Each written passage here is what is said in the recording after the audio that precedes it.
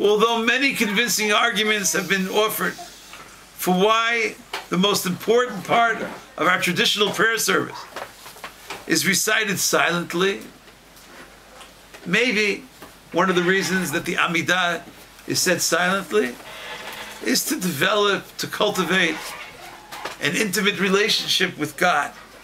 You whisper. You don't speak out loud when you're very close to someone.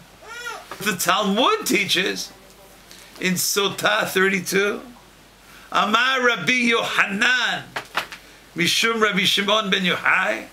Rabbi Yochanan taught in the name of Rashbi, in the name of Rabbi Shimon ben Yochai, Mipnei ma tikenu tefillah b'lachash. Why was there an established enactment that you say the formal prayers in a low voice, in a silent voice? In a whisper voice? Shelo levayesh et overei avera. In order not to embarrass any sinners. An example of this is someone named Yeravam ben Nevat, one of the great grandchildren of Yosef, was appointed to be the king of Israel. It seems that Yeravam possessed many positive qualities. Amongst them was his determination to criticize the wisest of men. Amar Rabbi Yochanan, Mipnei ma zacha Yeravam l'malchut. Rabbi Yochanan says, why is it that Yeravam merited to be the king of Israel? Why did he merit kingship? Mipnei shehochiach et Shlomo. It was because he rebuked King Solomon. It was considered meritorious to point out to Shlomo certain areas that needed to be corrected. If so, asks Rabbi Yochanan, Umipnei ma ne'enash? So why is it that Yeravam was punished? Mipnei shehochicho berabim. Because he rebuked King Solomon in public.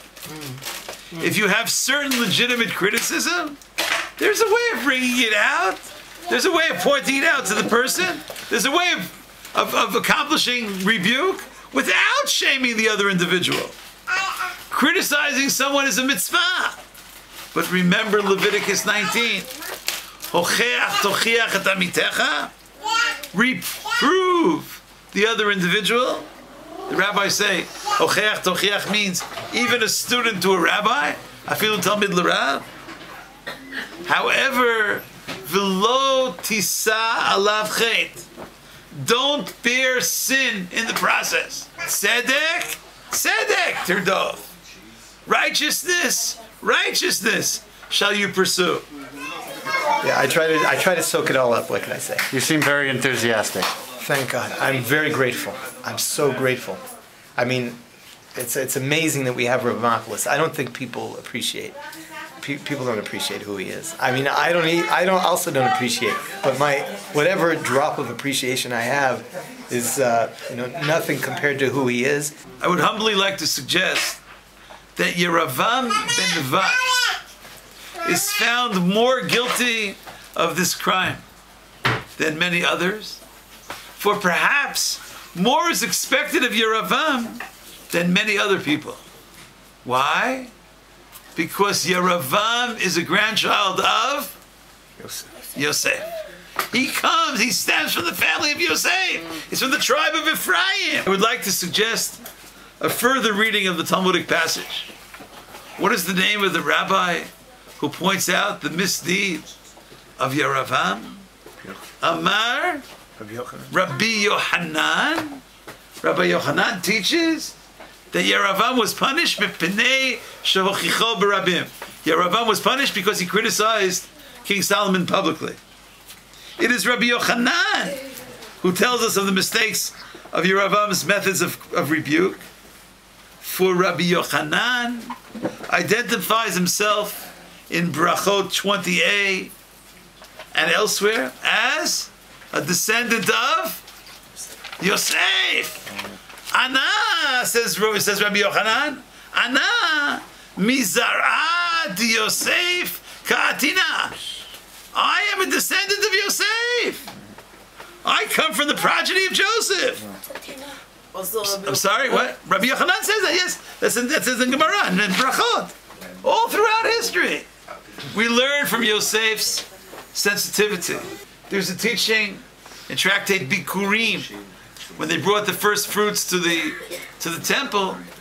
So originally, there's a long section to recite there. A long section, if you look in the, I think it's the 26th chapter of Deuteronomy, all about Bikurim.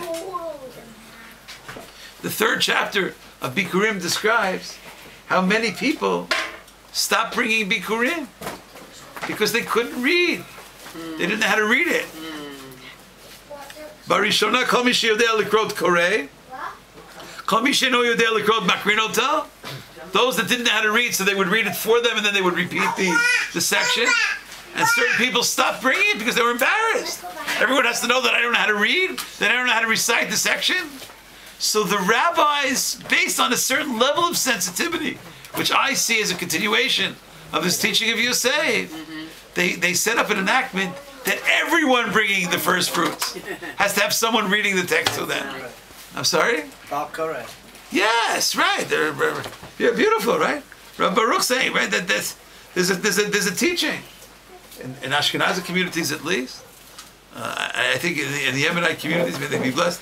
I don't think they have this practice, but surely in many Ashkenazi communities, many Sephardic communities, there's a permanent Torah reader. When a man used to be called up to the Torah, what was the original practice? Who reads? Whoever got called up read. If Reuven or Shimon was called up to the Torah, they would read the section. What's the problem with that? If you don't know how. What happens if Reuven doesn't know how to read the section? Or Shimon doesn't know how to read it, or he reads it with error? So what kind of enactment did the Jewish community do? On the level of Yosef, they established this practice in many synagogues till today, that one person reads the Torah. So no one can ever tell whether the person being called up to the Torah doesn't know how to read, does not know how to read, reads with errors, does not read with errors. In Rabbi Soloveitchik's community, so Rabbi Yosef Soloveitchik. Rabbi Yosef Soloveitchik's community, so even if the bar mitzvah boy was reading the whole parsha, but when it came to his aliyah, somebody else would read the aliyah when he got the aliyah, just to show, no, we hold from this takana Really? that we don't want anyone that they should be reading it for embarrassment. Nobody should think. And there are certain communities where the rabbi instructs the husband, he's about to give the ring to his wife. Say after me, hare, mikudeshet, mikudeshet. Why? Because maybe some people, even though it's maybe only about 9 words or so, there are some people who are flabbergasted. There's some people who cannot say these 9 words. So they said, okay, he'll say it for everyone. And I think that's the origin of the custom also. Have you ever been in a Hasidic community or certain yeshiva communities where a groom, in the course of the 7 days after the celebration of the wedding, the chatan wants to deliver some kind of Torah discourse? Elio, what's the practice? What do they do when he starts talking? Did you ever go to a Shabbat Brachot and the chatan gets up and starts speaking? You know what they do? Anyone know what they do? Interesting. They start singing. Oh, Jishma. You know what I'm saying? Yeah. Why do they do that? Why do you do that? Let the man speak. He gets up and he wants to say the Torah.